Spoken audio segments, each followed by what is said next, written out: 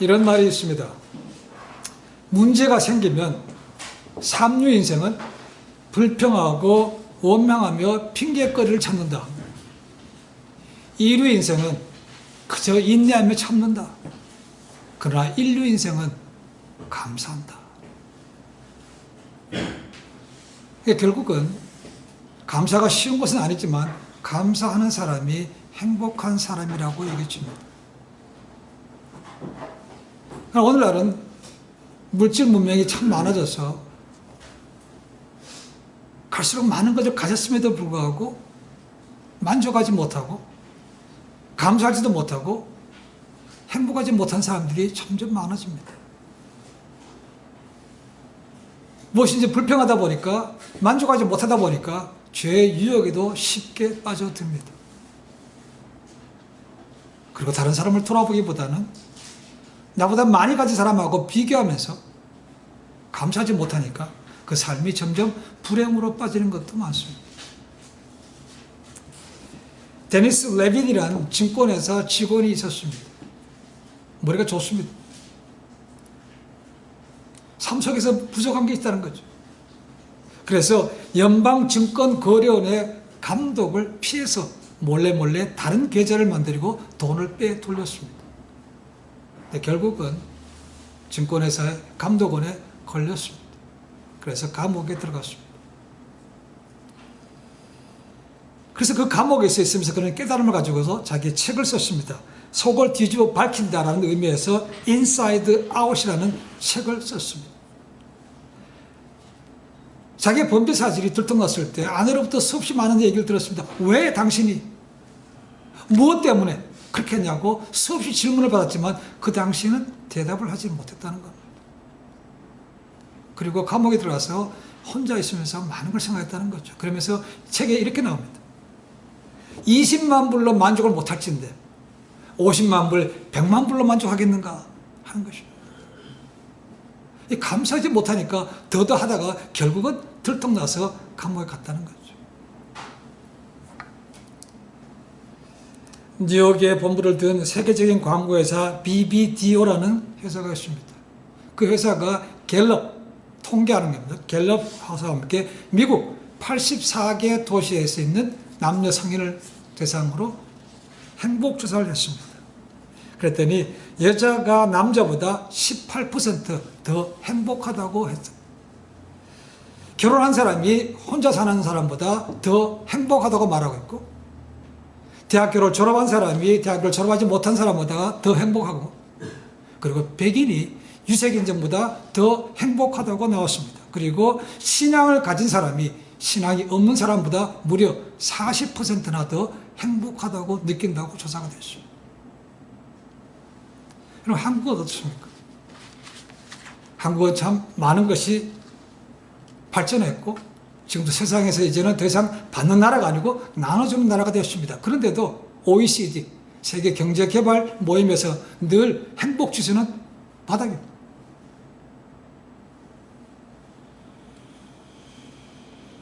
그런데 한국과는 비교도 할 수 없이 가난한 나라들이 동남아시아에 참 많습니다. 그 중에 하나도 방글라데시입니다. 그런데 늘 행복지수는 탑입니다. 그 방글라데시 말고도 또 행복지수가 높은 가난한 나라가 있습니다. 그래서 부탄입니다. 부탄은 히말라야 산지 부근에 있는 인구 65만 명 정도가 되는 나라입니다. 1인당 국민소득은 1000불 조금 더 넘습니다. 굉장히 못 사는 나라입니다. 그런데 이 나라의 행복지수는 늘 탑 7위, 8위, 6위 이렇게 왔다 갔다 합니다. 이렇게 나라를 행복지수가 높은 나라로 만든 사람이 국왕인 왕추크라는 사람입니다. 왕추크. 오늘 많은 사람들이 세계를 평가할 때 그 나라의 GNP가 얼마인가? Gross National Product. 그게 얼마나 묻습니다. 그걸로 나라의 힘을 좌우합니다. 그런데 이 국왕은 우리가 그렇게 세계 생산을 물을 것이 아니고 세계 행복지수가 얼마인가를 물어야 된다. 그래서 Gross National Happiness가 GNP가 아니고 GNH로 하는 것을 생각을 바꿨다는 겁니다. 그래서 이 사람은 세 가지를 시행했습니다. 첫 번째로 60%의 국토를 숲과 푸른 산으로 만든다라는 거죠. 나무를 막 심었다는 거예요. 두 번째, 교육과 의료에 예산의 최대치를 쏟는다. 세 번째, 경제개발보다는 산림보호 차원에서 모든 것을 우선으로 한다는 것입니다. 그 결과 그 나라는 75% 되는 많은 산림 자원들이 풍성했다는 것입니다. 그래서 많은 관광객들이 왔다는 거죠. 근데 맨 처음에 이 나라의 관광객들은요, 나라 정했습니다. 700명 이상은 한 해에 안 된다는 것입니다. 지금은 그 뒤로는 점점 늘어났습니다. 2017년도에는 1200명으로 됐고, 그 이후로 통계 보니까 그보다 훨씬 더 많은 사람들이 부탄을 방문했다고 되어 있습니다. 방문객들이 왔을 때 오히려 자연을 해칠 수 있기 때문에 오히려 그 숫자를, 나라는 돈을 벌 수 있지만 제한한다는 것입니다. 그리고 관광객들에게 자연에 대한 그걸 해소하는 의미에서 세금도 더 거둔다고 말을 하고 있습니다. 이 사람은 그냥 말로만 하는 것이 아니고 자신이 먼저 솔선수범했습니다. 좋은 비싼 큰 집이 아니고 숲에다가 통나무 집을 지었습니다. 그리고 국민들이 늘 자연과 벗을 삶을 지내도록 만들었습니다. 그랬더니 환경이 좋아지니까 국민 평균 수명이 20년이 늘어났다는 거예요. 엄청난 겁니다. 20년. 그리고 자연스럽게 행복 지수도 올라갔더라는 것입니다. 의료시설이 있든 모든 가정시설이든 불편한 게 얼마나 많겠습니까? 그런데 행복 지수는 그렇게 높다는 거예요. 그래서 부탄을 이렇게 얘기합니다. 지구상의 제일 마지막 샹그릴라라고 얘기합니다. 샹그릴라라는 것은 책에 나오는 그 타이틀인데 지상낙원, 유토피아, 천국 그런 것입니다. 지구상의 가장 마지막 유토피아라고 얘기를 합니다.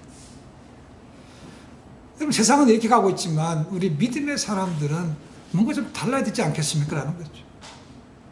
세상에 가는 것처럼 그렇게 물질의 허덕에서 쫓아갈 것이 아니고 좀 더 뭔가 여유롭고 행복한 삶이 돼야 맞지 않습니까? 라는 거죠. 믿음의 사람 중에서 지금까지 여전히 뭔가 많아야, 돈이 많아야, 권세가 있어야, 지위가 높아야 행복하다고 생각하는 사람들이 의외로 많습니다. 여러분, 돈이 많다고 행복할까요? 그렇지 않습니다. 돈으로 못 사는 것이 굉장히 많습니다. 돈으로 비싼 집은 살 수 있지만 행복은 사지 못합니다. 돈으로 비싼 침대는 살 수 있지만 잠은 살 수 없습니다. 돈으로 많은 책은 살 수 있지만 지식은 살 수 없습니다. 돈으로 비싼 시계는 살 수 있지만 시간은 살 수 없습니다. 돈으로 사람은 살 수 있지만 우정은 살 수 없습니다. 돈으로 생명보험을 살 수 있지만 생명은 사지 못합니다. 그런데도 돈은 많으면 다 할 수 있다고 생각합니다. 그런 착각 속에 사는 사람들이 굉장히 많습니다.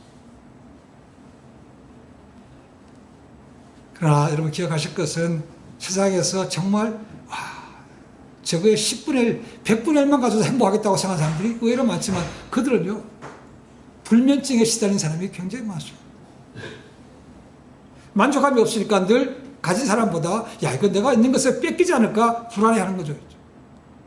시기하는 마음도 생깁니다. 집중하는 마음도 생긴다는 것이죠. 그래서 불면증에 걸린 사람들이 그렇게 많다는 겁니다. 시편 1편에 나오는 복 있는 사람이 어떤 사람이라고 되어 있습니까? 하나님의 말씀을 즐거워하여 주야로 묵상하는 자라고 되어 있습니다. 복 있는 사람으로 되어 있지만 정확히 번역하면 행복한 사람이라고 볼 수 있습니다. 행복한 사람은 하나님의 말씀을 묵상하는 것입니다. 악한 사람 생각도 생각하지 않습니다. 악한 사람과 함께 가지도 않습니다. 그들과 함께 거하지도 않습니다. 오직 하나님의 말씀을 주야로 묵상하는 것이라는 거죠. 그래서 정말 진리 안에 있으며 진리를 행하는 사람이 행복할 수 있다는 것을 우리에게 말씀해 주고 있습니다. 그러면 진리는 우리에게 뭘 가르치는가? 성경은 우리에게 뭘 가르치는가? 우리가 잘 아는 대로 대표적으로 데살로니가전서 5장 16절 18절 이 말씀입니다. 항상 기뻐하라. 쉬지 말고 기도하라. 또 뭡니까?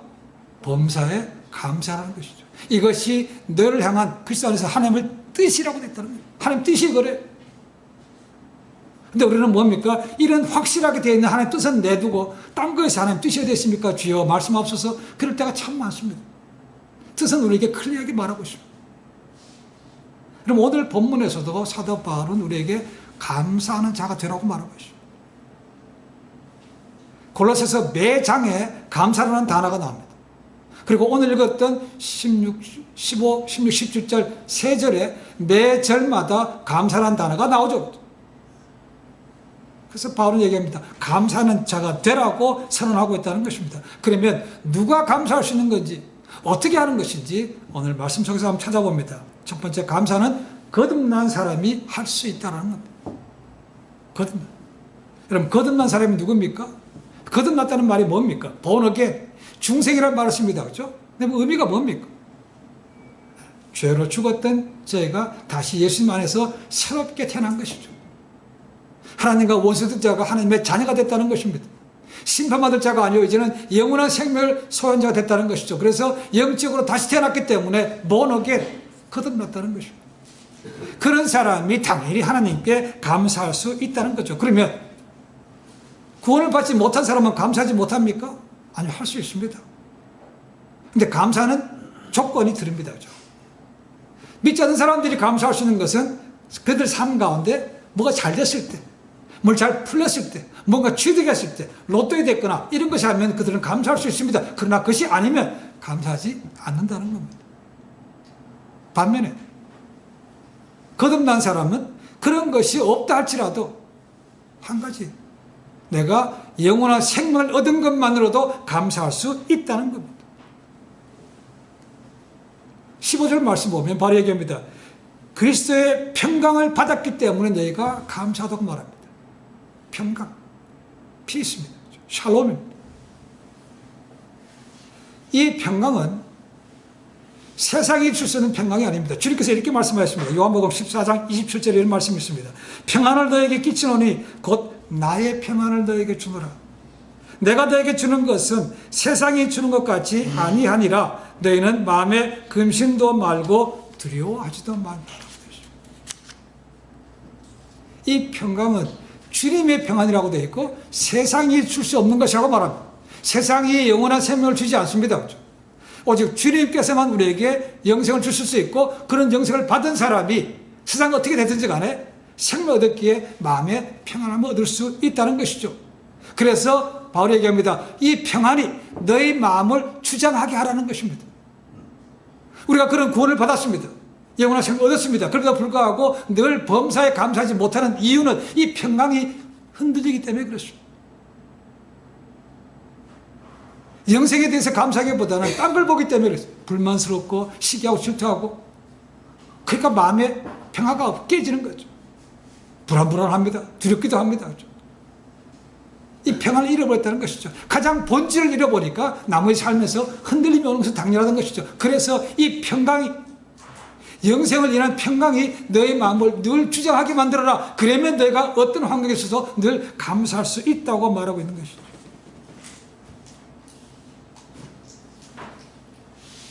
우리가 그런 삶이 되어야만 정말 예수 믿는 것이 뭔가 다르구나. 야, 저런 것이라면 나도 믿어볼 수 있겠다는 마음의 소원을 불러일으킬 수 있습니다. 그렇죠? 그런데 그들과 똑같이 아니면 더 못하게 조금만 환경이 바뀌면 늘 불평, 원망, 시기하고 남 탓하고 있다면 믿는 것이 무슨 득이 되겠습니까? 똑같은데, 더 못한데. 그래서 거듭난 사람이 감사할 수 있다는 겁니다. 두 번째로, 그 감사는 말씀 안에 있을 때 지속될 수 있다는 것을 보여줄 것입니다. 16절 말씀 보니까 예수 그리스도의 말씀이 믿음의 사람 안에 풍성하게 거할 때 마음에 감사함으로 찬양을 한다고 말하고 있습니다. 이 하나님의 말씀이 우리 개인의 마음속에 있는 것과 마찬가지, 동시에 우리 공동체 안에, 이 교회 안에도 함께 있는 것을 얘기하고 있습니다. 그럼 무슨 말씀입니까? 무슨 말씀이 거해야 됩니까? 세상 격언입니까? 명언입니까? 아닙니다. 여기서 말하는 말씀은 예수 그리스도의 복음을 말하고 있습니다. 1장에 보시면 바울이 이 복음 때문에 자기가 매임바 됐다고 말하고 있습니다. 고난도 받았다고 말하고 있습니다. 모든 고난을 또한 감수했다고 말하고 있습니다. 그럼 이 편지를 쓰고 있는, 이 골로새서를 쓰고 있는 사도 바울의 상황이 어떤가? 그리고 잘 아는 대로 사도행전 28장에 나오는 것처럼 바울이 로마에 죄인된 몸으로 갇혀있을 때 이 편지를 썼습니다. 로마의 포로로 쓰면서 쓴 편지가 4개입니다. 빌립보서, 에베소서, 골로새서, 그리고 빌레몬서, 이 4가지가 썼습니다. 근데 어떤 학자들은 이것을 갖다가 흔히들 프리즌 에피솔, 감옥 서신, 옥중 서신이라고 말하고 있지만 옥중 서신은 아닙니다. 집에 가서 사도행전 28장 읽어보시면 바울이 비록 죄인의 몸으로 로마에 갔지만 로마의 칙칙한 지하 어둠에 갇혀 있는 것은 아닙니다. 그렇죠? 2년이지만 새 집, 렌트하는 집에 있으면서 자유스럽게 사람들을 만나고 복음도 전파할 수 있었습니다. 그러니까 옥중 서신이 아니고 포로 서신, 캡티비티 에피솔로 보는 것이 맞습니다. 그런 중에 쓴 편지가 하나가 이 골로새서입니다. 바울이 어떻게 그렇게 됐다고요? 복음을 전하는 것 때문에 예수의 복음을 전파하다가 결국 잡혀서 그렇게 됐다는 것입니다. 이 말씀이 그 안에 풍성하게 거하는 사람은 늘 감사할 수 있다는 것입니다. 왜요? 은혜를 알기 때문에 그렇습니다. 예수 그리스도가 나 같은 죄인을 대신 돌아가셨고, 그래서 그 은혜로 구원받은 것 사실 말씀 속에서 알기 때문에 그 말씀이 안에 거하는 삶이 될 수 있을수록 그 사람은 더 풍성한 감사가 나올 수 있다는 것입니다. 우리가 잘 아는 대로 바울은 분명히 히브리인입니다. 히브리인 중에 히브리어로 되어 있지만 그건 또 다른 신분이 있죠. 로마 시민권도 가지고 있었습니다. 그래서 그가 복음 때문에 예루살렘에 들어갔다가 잡혔을 때 그가 시간이 지났으면 그는 분명히 풀려났습니다. 그런데 로마 황제에게도 복음을 전하고 싶어서 그는 내가 로마 시민이니까 나는 로마 황제에게 나가서 재판받겠다고 항소했기 때문에 그가 결국 포로가 돼서 로마까지 가게 됩니다. 그 가는 과정 쉽지 않았습니다. 그것도 죄인이 신분에도 갔지만 처음에 떠날 때는 그렇습니다. 그렇죠? 그러나 중간에서 우리 잘 아는 대로 풍랑을 만나는 것 때문에 자연스럽게 바울이 그 배의 리더가 됩니다. 그 안에 벽부장도 있었고 선원들도 있었고 선장도 있습니다. 그들 위에 훨씬 더 위에 군림한 사람이 바울이었습니다. 그래서 그와 함께 했던 276명이 한 명도 죽지 않고 무사히 로마까지 가게 됩니다. 이것도 은혜입니다. 오히려 하나님의 말씀이 그에게 임하니까 그게 모든 사람들에게 안심시키죠. 염려하지 마라. 너 중에 한 명도 안 죽는다. 죄인인데 리더가 됐다는 겁니다. 성경에는 말씀이 없지만 자연스럽게 바울은 그들에게 예수 그리스도의 복음을 전파하지 않았겠습니까? 내가 믿는 예수님께 하나님께서 내게 말씀하시기를, 늘 그 말씀 속에는 자기가 하는 것이 아니죠. 하나님께서 내게 말씀하셨다. 주님의 말씀이 있다고 늘 주님을 증거했다는 것입니다. 그러니까 그들에게도 도대체 저 사람이 믿는 신이 누군가, 하나님 누구고 주님의 예수님이 누군가 뭔 사람 믿지 않겠습니까? 그죠? 자연스럽게 얘기하는 거예요.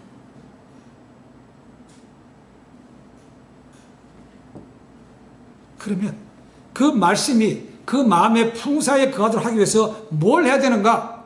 바로 이렇게 얘기합니다. 피차 말씀을 가르치라고 말합니다. 말씀은 목사만 가르치는 것이 아닙니다. 그렇죠? 성도들 간에도 같이 가르칠 수 있다는 것입니다. 물론 믿기 얼마 안 된 사람은 성경을 모르니까 가르칠 수 없지만, 그렇죠? 교회 생활을 했다면 당연히 가르칠 수 있어야 됩니다.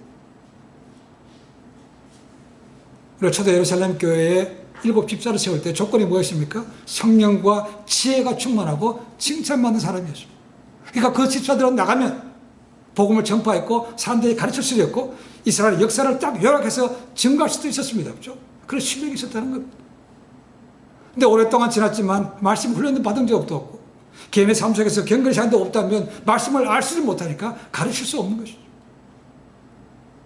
누구를 일방적으로 가르치고 누구를 일방적으로 받는 것이 아니고 피차 가르치라는 것입니다. 피차. 그렇게 해야 할 때 말씀 속에서 더욱더 확실하게 감사가 지속될 수 있다는 겁니다.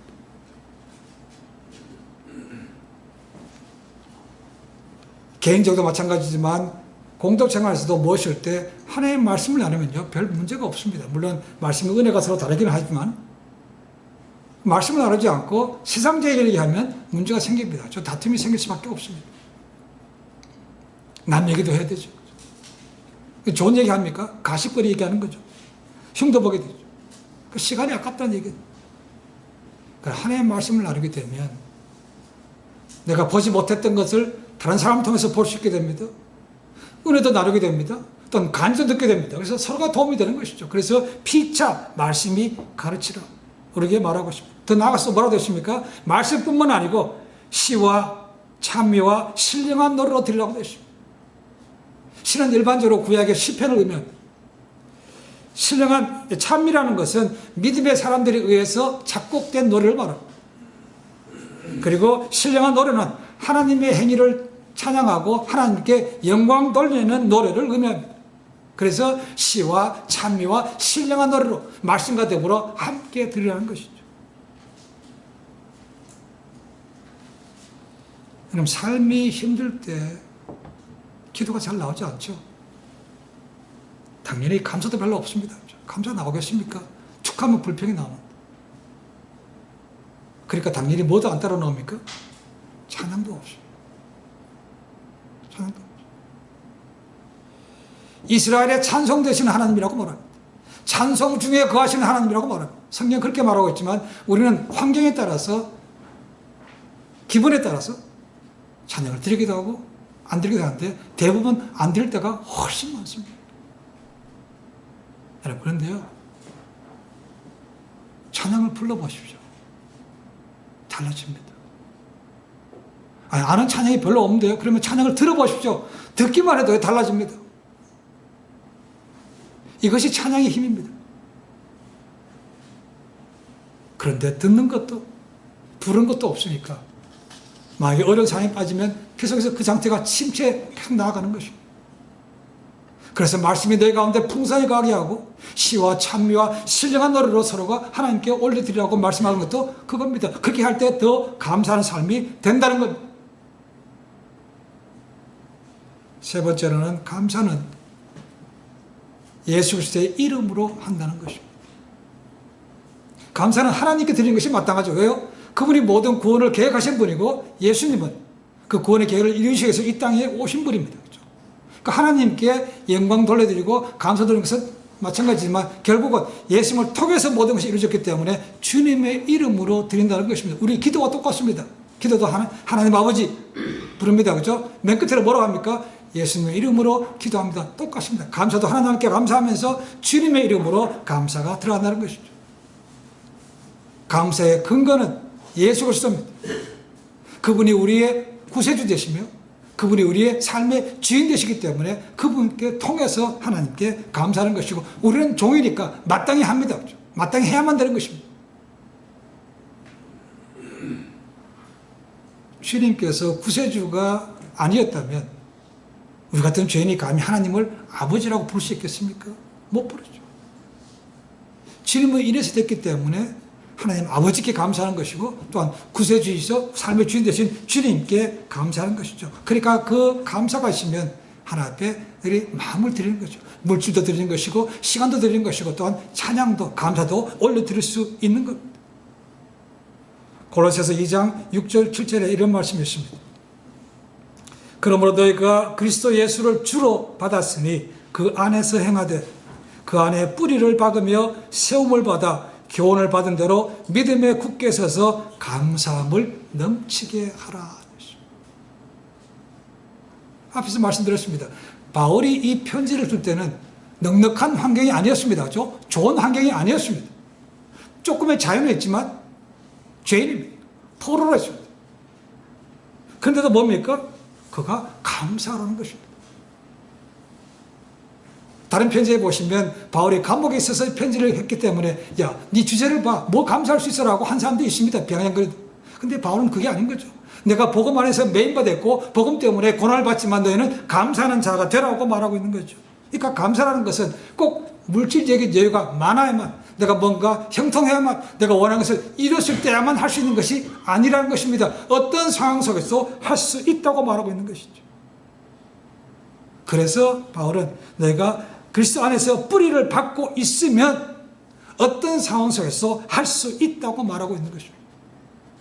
어쩌면 이것이야말로 구약의 하박국 선지자가 했던 그 고백이라고 얘기했습니다.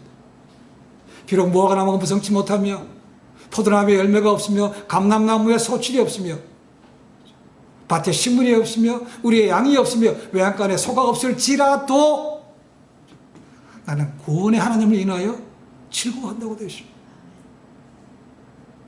바울은 이렇게 갇혀 있으면서도 복음 때문에 고생하면서도 뭐라고요? 감사한다는 겁니다. 찬양을 돌려줄 수 있다는 거죠. 여러분 사도행전 보십시오.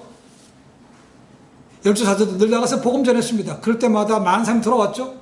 그러니까 시기가 난 공회원들이 늘 잡아들였습니다. 뜯어를 패고 감옥에 넣었습니다. 그들이 감옥에서 뭐 했습니까? 찬양 드리고 기도했습니다. 바울도 마찬가지였습니다. 귀신 들린 여자가 고쳐졌다가 그냥 두드려 맞고 감옥에 갇혀서 내리면 죽습니다. 근데 그 밤에 뭐 했다고요? 하나님 앞에 감사하며 찬양을 드렸다고 됐습니다. 그랬더니 무슨 일이 생겼습니까? 문이 열렸어요. 그리고 그 간수도 예수님을 영접하는 사건이 생겼습니다. 억울하게 두드려 맞았고 억울하게 감옥에 있지만 감사했더니 그 놀라운 역사가 생겼다고 말하고 있습니다. 이 감사의 힘이 그런 것입니다. 음악의 대가들 가운데 안토닌 드보르작이었습니다. 체코 사람입니다. 그가 쓴 것 많은 곡들 가운데 신세계라는 것이 가장 잘 알려져 있습니다. 저희들에게. 근데 그 드보르작의 작곡에 공통점이 하나 있습니다. 그것은 뭐냐면 그 곡들의 맨 마지막에 뭐라고 되어 있는가? 하나님께 감사를 하고 되어 있습니다. 꼭 적어놨습니다. 이 모든 곡들이 하나님의 은혜에서 나왔다는 것, 하나님이 아니고서는 할 수가 없다는 것입니다. 그래서 꼭 마지막에 그런 것을 남겼습니다. 그런 삶이야말로 17절에서 말하고 있는 무엇을 하든지 말에나 일에나 다 주 예수의 이름으로 하고 그를 힘입어 하나님께 감사하라. 무엇을 하든지. 여러분 알고는 있지만 행하는 쉽지 않습니다. 감사할 수 있을 때만 감사하는 것이 일반적입니다. 그렇죠? 근데 환경이 뒤바뀌었을 때 내가 원하는 대로 안 됐을 때라도 감사하는 건요 정말 쉽지 않습니다. 근데 그렇게 하면요 정말 그 사람이 믿음의 사람으로 인정받습니다. 뭔가 다르네. 그래서 매 순간마다 어떤 상황에서도 감사할 수 있으려면 성령 충만이 필요합니다. 성령 충만. 여러분 성령 충만은요 말씀과 기도와 찬양이 없으면 안 됩니다. 될 수가 없어요. 그냥 가만히 있는데 저절로 충만해집니까? 아닙니다. 말씀과 기도와 찬양이 있을 때 충만받을 수 있다는 것입니다. 오늘 말씀과 상명하죠. 너희 말씀이 거하게 하라. 시와 찬미, 신뢰와 너로도 할게 하나 봐라. 이게 똑같은 얘기입니다. 이게 안 되니까 성령 충만이 늘 안 되니까 항상 기뻐하고 범사에 감사하지 못하는 이유가 바로 거기에 있습니다. 항상은 안 돼요. 어떤 때는 됩니다. 그죠? 그래서 항상 성령 충만하기를 힘줘야 되는 거죠. 그래서 날마다 너희가 성령의 충만을 받으라고 말하고 있는 거죠. 어떤 분이 얘기합니다. 영적으로 무서운 병 가운데 하나가 뭔가? 감사 불감증이라는 겁니다. 여러분 행복은 결코 물질에 많고 적음에 있지 않습니다. 오직 예수서 믿음 안에 두고 그 뿌리를 깊이 박을 때 어떤 환경 속에서도 구원 때문에 감사할 수 있다는 겁니다. 그것은 쉽지는 않습니다. 그리고 그런 사람이야말로 하나님께 또한 영광을 돌리고 하나님께서 그런 사람들 통해서 새롭게 놀라운 일을 하시는 겁니다. 그런 삶을 살았던 분 가운데 손양원 목사님이 하고 있습니다. 그 별명이 사랑의 원자탄이라고 말합니다. 1948년도 여순 반란 사건 때 그의 두 아들이 공산당원에게 죽습니다. 근데 하나님께서 그 목사님의 마음을 주셔서 그 자기의 두 아들을 죽였던 그 사람을 갖다가 양아들로 삼습니다. 그리고 후에는 그 아들을 이름을 바꿉니다. 원래는 안재선이었습니다. 그래서 자기의 성씨를 따라서 손재선이라는 이름을 바꿔서 목회자로 키웠습니다.